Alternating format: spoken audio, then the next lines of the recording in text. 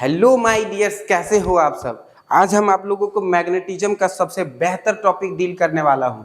बने रहिए हमारे साथ और मैग्नेटिज्म का सबसे इंपॉर्टेंट क्वेश्चन को सीख के जाइए। इससे होगा क्या कि अगर क्वेश्चन एग्जाम में आता है तो आप एक बार में बना डालोगे। इसलिए तुरंत से इसको देखिए, 5 मिनट में क्या ही हो जाएगा। 5 मिनट में देख लोगे, तुम्हारा क्वेश्चन तैयार हो जाएगा। क्विक रिवीजन करवाता हूँ। क्विक रिवीजन में तुम्हारा माइंड बिल्ड होगा, तुरंत याद रहेगा, सारी चीजें तुरंत देख के तुम कवर कर लोगे। चलो शुरुआत करते हैं। इससे डायरेक्ट मार्क उठा सकते हो, डायरेक्ट। चलो शुरुआत कर सकते हैं। सबसे पहले पढ़ना क्या है हमें, मैग्नेटिक फोर्स निकालना है दो पैरेलल वायर के बीच। ये दो पैरेलल वायर है, इन दोनों वायर के बीच में जो बल लगेगा, आपस में कितना फोर्स आएगा, दो पैरेलल वायर के बीच में कितना फोर्स बनेगा। दो parallel current carrying infinite wire है, इन दोनों के बीच में कितना फोर्स लगेगा, इसी को हमको चर्चा करना है, इसी के बारे में जानना है। चलो बनाते हैं। सबसे पहले अगर हम देखें तो इसमें आपका जरूरत क्या होगा, इसमें जरूरत होगा मैग्नेटिक फील्ड का, करंट कैरिंग मैग्नेटिक फील्ड का, करंट कैरिंग इनफाइनाइट वायर के मैग्नेटिक फील्ड का। तो हम जानते हैं करंट कैरिंग इनफाइनाइट वायर का मैग्नेटिक फील्ड, इसका मैग्नेटिक फील्ड जो होगा वो क्या होगा, ये होगा म्यू नॉट I/2πr। ये r जितना दूरी तक है वही फील्ड बनाया गया है। ये फील्ड किसका है, ये फील्ड है करंट कैरिंग इनफाइनाइट वायर का। ये है इनफाइनाइट वायर, इसी वायर का मैग्नेटिक फील्ड का फॉर्मूला ये है। अब जब फील्ड इसका लिए हैं, इस वायर का फील्ड लिए हैं, तो इस वायर का करंट लेंगे। इसका अगर हम लेते फील्ड, यही फॉर्मूला इसमें अगर यूज करते तो यहाँ करंट I1 लेते, इसी में अगर हम इसका यूज करेंगे तो यहाँ करंट I2 लेंगे। ये है इनफाइनाइट करंट कैरिंग वायर का मैग्नेटिक फील्ड। आपको इसका प्रूफ मिल जाएगा बायो-सावर्ट लॉ में, या फिर हम कह सकते हैं एम्पियर्स लॉ में। एम्पियर्स लॉ में भी मिल सकता है और बायो-सावर्ट लॉ, इसका प्रूफ हमने दे रखा है, आप उसे देख लीजिए। अब हम लोग देखेंगे कि इसका फोर्स इसके अनुसार कितना होगा। तो अगर हम कहेंगे कि मैग्नेटिक फोर्स का फॉर्मूला, मैग्नेटिक फोर्स का फॉर्मूला DF1, DF का फॉर्मूला जो होता है वो होता है I/dl×b, I/dl×b। अब हम दो वेक्टर को अगर क्रॉस करते हैं तो ये हो जाएगा dl sin थीटा। दो वेक्टर का क्रॉस साइन थीटा में जाएगा। अब यहाँ देखो, ये मेरा क्या रहा, DF। अब तुम देख ही सकते हो DL मेरा ऊपर जा रहा है और B क्या है, मैग्नेटिक फील्ड है। मैग्नेटिक फील्ड तो करंट कैरिंग वायर के चारों तरफ बनेगा, फील्ड ऐसे ऐसे बनेगा और DL उधर काट रहे, तो दोनों के बीच में एंगल जो होगा वो 90 डिग्री होगा। और 90 डिग्री अगर हम यहाँ प्लेस कर देते हैं तो क्या होता है, साइन 90 का वैल्यू हो जाता है आपका 1 हो जाएगा। तो ये DF जो निकलेगा वो निकलेगा I/dl, I/dl×b, ये हो जाएगा। अगर DL को हम इधर भेजते हैं तो ये हो जाएगा DF/dl, DF/dl। इसका मतलब क्या हुआ, इसका मतलब हुआ फोर्स पर यूनिट लेंथ, फोर्स पर यूनिट लेंथ, पर यूनिट लेंथ, प्रत्येक यूनिट लेंथ में कितना फोर्स बना रहा है, ये दोनों वायर के बीच में कितना फोर्स बन रहा है। ये हो जाएगा I/dl, तो खत्म हो गया, I/b, ये हो गया फॉर्मूला। अब देखिएगा यहाँ पर दो तरह का फोर्स बनने वाला है, एक है इनफाइनाइट वायर ये, एक इनफाइनाइट लॉन्ग इनफाइनाइट वायर ये।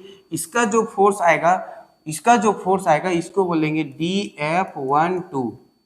DF12 में क्या करेंगे, DF12 में क्या करेंगे, तो हम लेंगे DF12 में बाय DL, और DF12 में क्या करेंगे, करंट लेंगे 1 का, फील्ड लेंगे 2 का, करंट लेंगे 1 का, फील्ड लेंगे 2 का।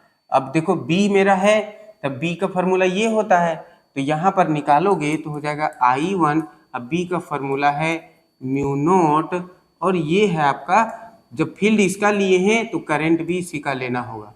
अब बाई कितना है भैया 2πr, ये हो गया आपका बी का वैल्यू रख दिए।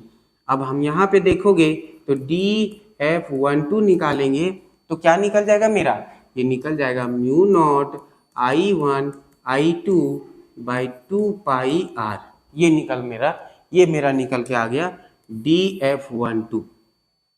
सिमिलरली इसी तरह से हम फिर से इसको निकालते हैं, बट DF21 निकाल देते हैं बाय DL। इसी चीज में फिर हम तो जब 2 का निकालेंगे, जब यहाँ 2 का निकालेंगे तो करंट लेंगे 2 का और फील्ड ले लेंगे 1 का, इसका ले लेंगे। करंट जब इसका ले लेंगे तो फील्ड ले लेंगे इसका। अब यहाँ क्या हुआ, I2 है, I2 इसमें है तो I2 का I2 रहने दिए, B1 तो यहाँ करंट 1 हो जाएगा into mu 2 I1 bye 2πr। ये कुछ मेरा डाटा आया। ये फोर्स पर यूनिट लेंथ निकाल रहे हैं इस वायर का, फोर्स पर यूनिट लेंथ निकाल रहे हैं इस वायर का। ये जो फोर्स है पर यूनिट लेंथ है, इतना लेंथ में इतना फोर्स लगा, इतना लेंथ में इतना फोर्स लगा। तो ये जो है 2 करंट कैरिंग वायर है, और ये दोनों वायर के बीच में जो फोर्स लग रहा है वो हुआ। अब यहाँ वैल्यू देखोगे तो ये हो जाएगा DF21 by DL equal to हो जाएगा mu naught I1 into I2 by 2πr। ये मेरा निकल के आ गया ये मेरा वैल्यू हो गया DF12, ये वैल्यू हो गया DF21। यहाँ से आप देख सकते हो ये दोनों वैल्यू इक्वल हो गया, ये दोनों वैल्यू क्या हो गया, इक्वल हो गया। इसका मतलब हम देखेंगे 1 and 2 से आप देखेंगे तो पाएंगे क्या पाएंगे कि DF12 by DL must be equal to DF21 by DL। Force पर यूनिट लेंथ इक्वल हो गए। अब चाहेंगे तो क्या हो गया, DL कैंसल भी हो गया, तो इसका मतलब DF12 इक्वल हो जाएगा DF21। फोर्स इक्वल आ गए। एक नॉट पॉइंट जरूर सीखेंगे आप। क्या सीखेंगे, नॉट पॉइंट में ये सीखेंगे कि अगर 2 पैरेलल वायर हैं और दोनों के करंट अगर सेम है, सेम डायरेक्शन में है, तो दोनों वायर आपस में अट्रैक्ट हो जाएंगे। 2 parallel current carrying wire, 2 parallel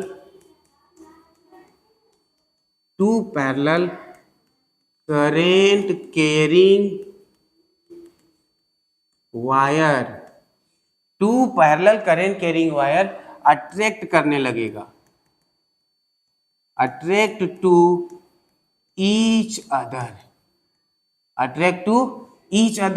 2 parallel current carrying wire एक दूसरे से अट्रैक्ट करेगा, है ना जी, अट्रैक्ट करेगा। इफ अगर current flow in same direction,